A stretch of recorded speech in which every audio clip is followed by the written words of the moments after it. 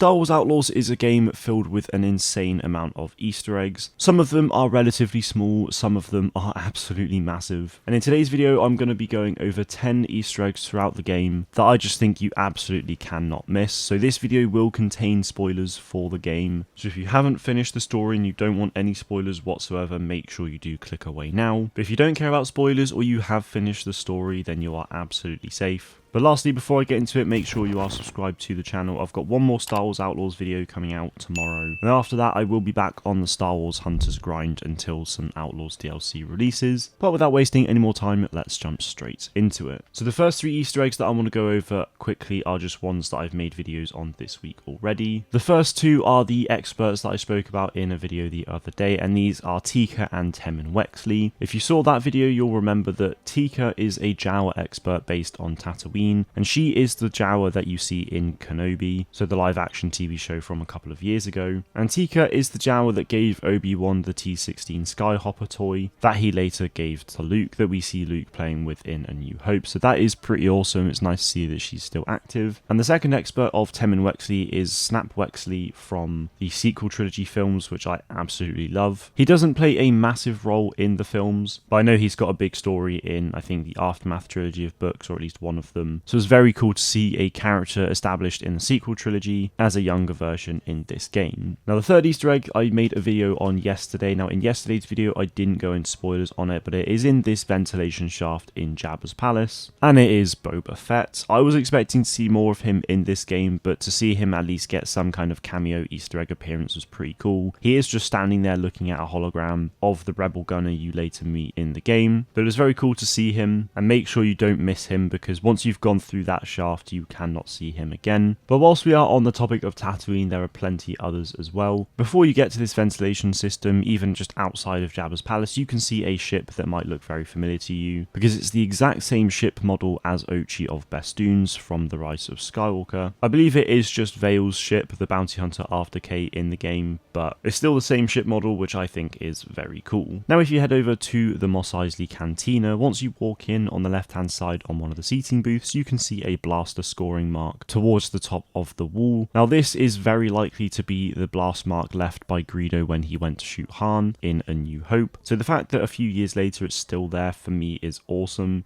And I was honestly blown away the fact that I got to see that and just, you know, sort of experience that. I just think it's so cool. So that's definitely worth going to. And if you head to the bottom right hand corner of the Tatooine map, you can actually go to Lars Homestead and Toshi Station, which I think is just pretty insane. And as a Star Wars fan, I feel like it's one of those things that you actually must do. Head into photo mode and take a photo in front of the Twin Suns as well if you want to. I just feel like it's something that as a Star Wars fan you have to do at least once. I personally thought it was an amazing experience to do, so make sure you don't miss out on that. Going back to Vale, so I mentioned Vale about her ship, but later on in the game when she's talking to Slero via a hologram, Slero mentions the fact that he knows everything about her, where her whole sort of possessions are, this, that and the other. He does actually mention the planet of Neomos. Now Neomos is a planet in the Andor TV show, which is where he is hiding after the rebel heist on the dam. Now Cassian ends up running into problems with the Empire and gets sent to Narkina 5, but that planet of Neomos makes an appearance through this mention in Star Wars Outlaws, which I just think is really cool. So props to those who also heard it, and if you didn't, then hopefully you now know. Now these next 3 are also fairly niche ones. First of all, in the first sort of main mission of the game where you're heading into Slero's mansion, you'll notice that Slero has quite a few things lying around his halls, and in one of the containers there is actually this stone tablet based off of Mandalorian stuff. I don't know obviously what it is. My assumption is it's come from Mandalore maybe, but it does contain Tar Vizsla, the Darksaber, a Mythosaur skull and everything as well. So I just think that was absolutely awesome to see, and I'm a big fan of that, especially as we've now had 3 seasons of The Mandalorian. I'm also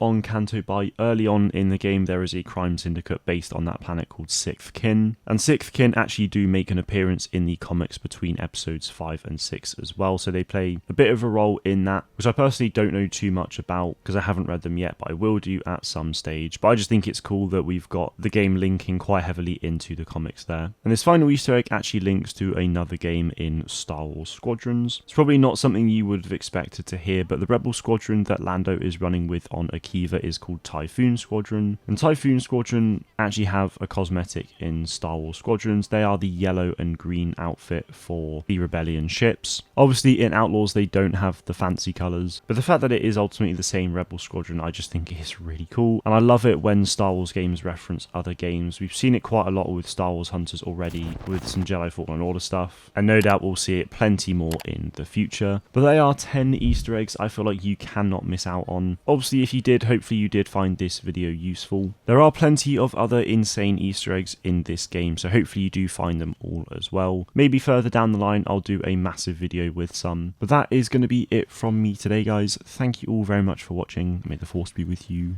always.